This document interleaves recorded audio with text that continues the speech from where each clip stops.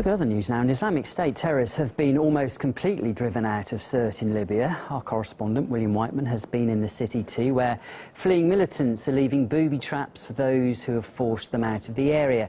Here's a quick recap of what he's reported so far. We are making our way through the front lines in Sirte. Suddenly, these fighters spot an Islamic State suicide car bomb being driven straight at our position. There was a car bomb just outside there. Just looking. And just across town, in newly liberated territory, the Islamic State filmed one of their most infamous execution videos. This is the stretch of beach where it happened. We later went to the beach.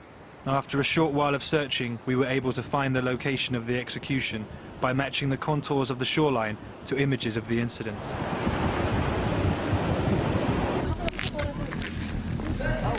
Can you see it at all in there? A booby trap left behind by retreating Islamic State fighters. Anyone naive enough to have lifted the blanket off this mannequin would have detonated the explosive device hidden beneath it. This is very simple technology, but it's very, very effective. This is why Islamic State is so difficult to push out. They're being very inventive with their bombs. In his latest report, William now takes a further look at the disturbing tactics employed by ISIL on the front line in Libya. The burning remains of one of Islamic State's infamous armoured car bombs, locally referred to as dogmas by Libyan government troops. A suicide bomber tried to drive this one at full speed into our position during a Libyan assault of IS-held territory. Were it not for this fighter here, the car bomb would have most likely hit us.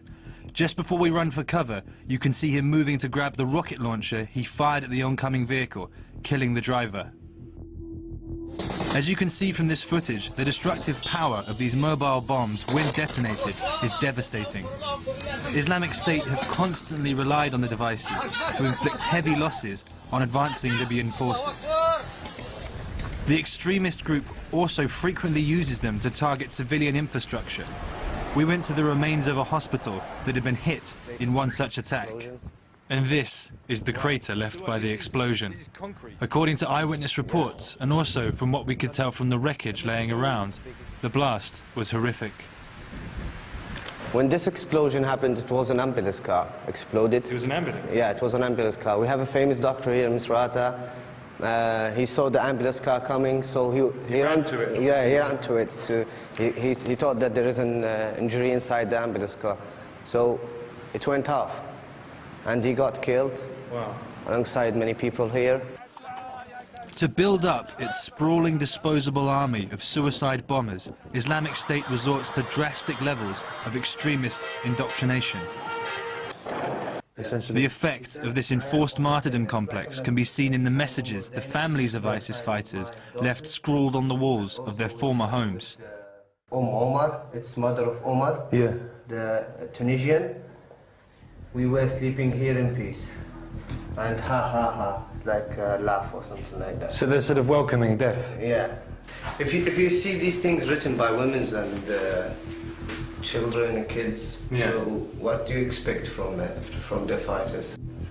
When I asked the Libyan fighter who had shown us around these houses, he was unable, or perhaps unwilling, to tell me what had happened to the Islamic State families who had been living there. Now that Islamic State have been beaten back to the most densely built-up district of Sirte, Libyan brigades are increasingly having to fight brutal house-to-house battles to flush out IS fighters. On every front, the enemy is often just a matter of meters away. So the guys here have told us that this area that we're seeing now, around this white satellite dish, this is where Islamic State are. They've been seeing movement around here throughout the day. So that's how close the front line is, just literally just across the road here. And fighting can break out at any time. From Sirte, William Whiteman, RT. And just a reminder, you can catch up with William's reports too on our website and also our YouTube channel. Welcome to Sirte. We're officially in Sirte now. Just here behind me, you can still see some ISIS flags. These are everywhere. And so that's basically ISIS are right there. Okay. It's really, really dangerous here. jihadists aren't going out without a fight. They're really, really giving it back as hard as they can get it. Yeah, there was a just